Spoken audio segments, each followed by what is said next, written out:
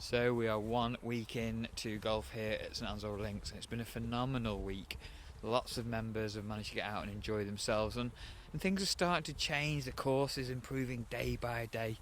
Very, very dry, glorious day here. It is Wednesday, and the course is starting to take the look of a links golf course, as you can see.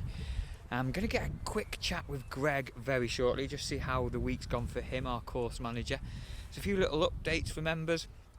And from tomorrow at midday, you are able to pick up any times that haven't been used. So give us a call tomorrow midday. You can pick up times tomorrow evening that haven't been used through the booking system. We'll do that for you. And then each day after that, so wait to midday each day. Any times late afternoon, so 4:30 onwards, seem to be quite available now. And like I say, myself or Johnny or Lauren can take those bookings for you. Just wanted to show you how this course has changed over the last week or so. Fairways are really drying out now.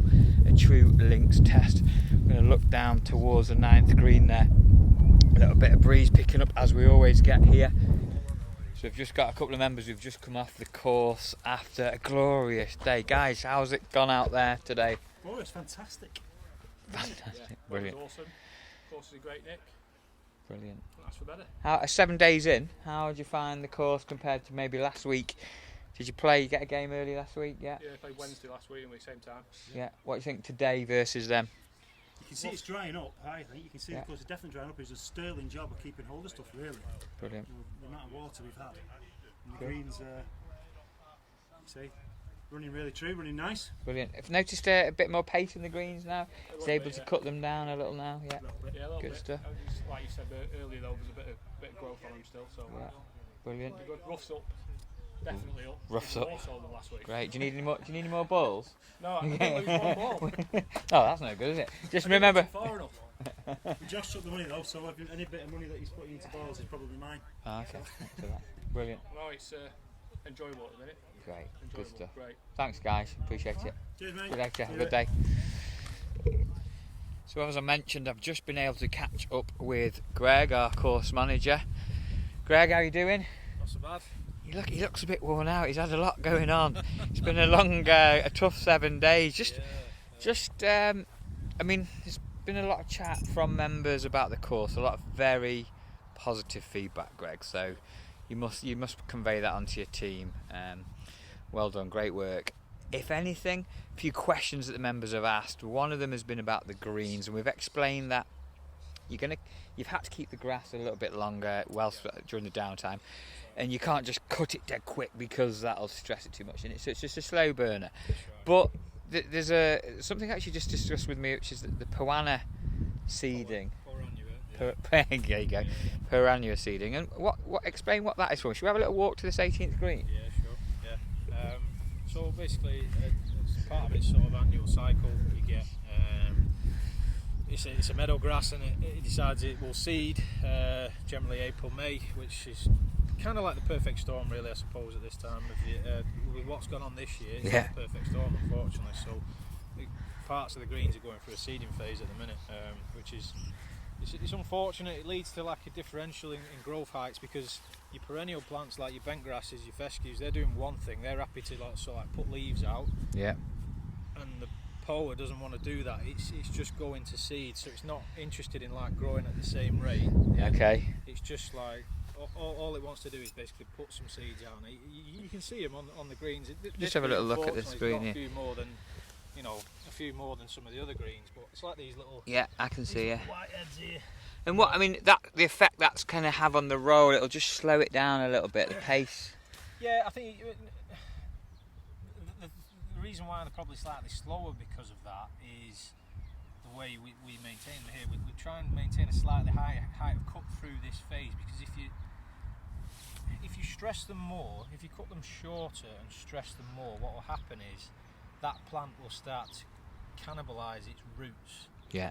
to keep producing seed, because you're stressing it. Okay. So then it's got no roots, so then it can't tolerate Brilliant. drought. Yeah. So it's protective, really. So there's a form of protection there. It's trying to strike the right balance between sort of providing some playability and allowing the plant to do what it is naturally wants to do. Yeah. Yeah.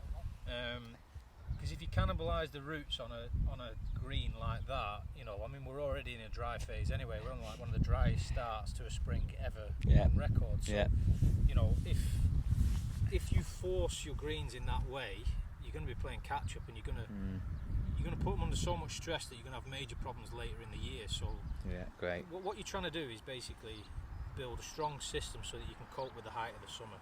If that makes sense. Yeah, makes perfect sense. And it always happens at this time of the year, and I usually get criticised around May. You know, oh, the greens are slow, you know, this, that, and the other. And all we're trying to do is basically allow the greens to catch as much sunlight as possible, so that they can store some energy as roots, and brilliant. And basically, you know, provide a consistent surface for the entire summer, rather than having dieback, suffering with things like anthracnose. You know, other diseases can come in. You don't want that, because you just end up with a really damaged green, which you've got to do major renovation work to get back. Well, they look good to me, Greg, and I mean, all the members are happy they're playing, and it's only a couple of questions. You've kind of touched on the drought there. Something you discussed with me a couple of days ago was the evaporation rate. So just tell me a quick one on that. On a day like today, there's a lot of moisture being evaporated, and we're not getting any coming down. We had a couple of mil of rain the other night. Did that make any difference?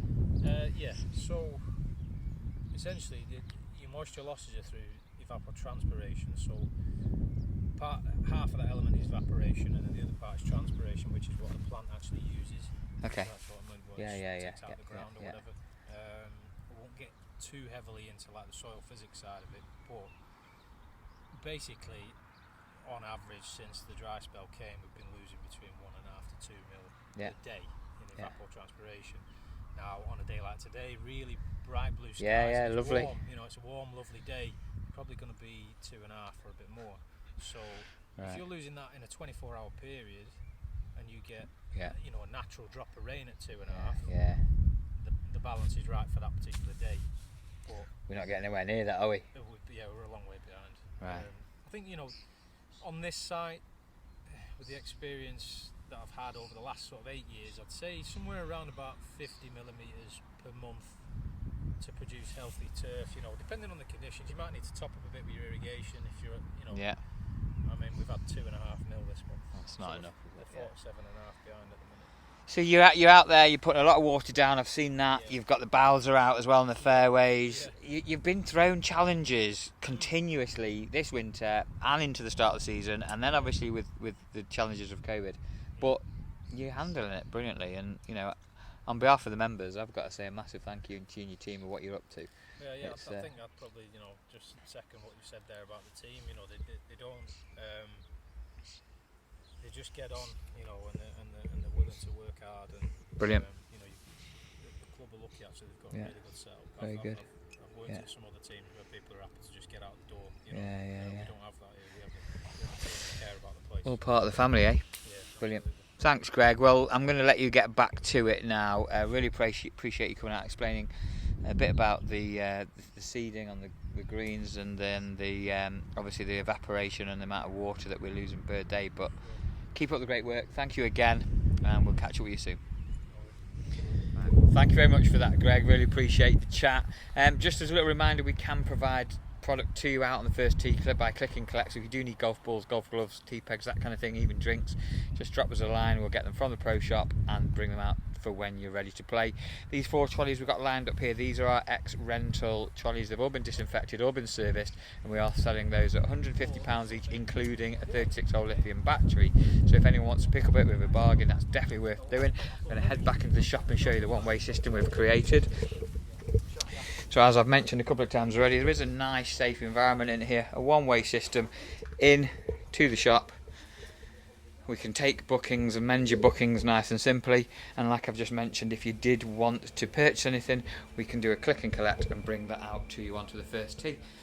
Hope you've enjoyed this week's news. Thanks again for watching. Enjoy your golf, stay nice and safe, and hopefully things will start to lift a little bit more and we'll get a bit more golf over the next few weeks. Take care.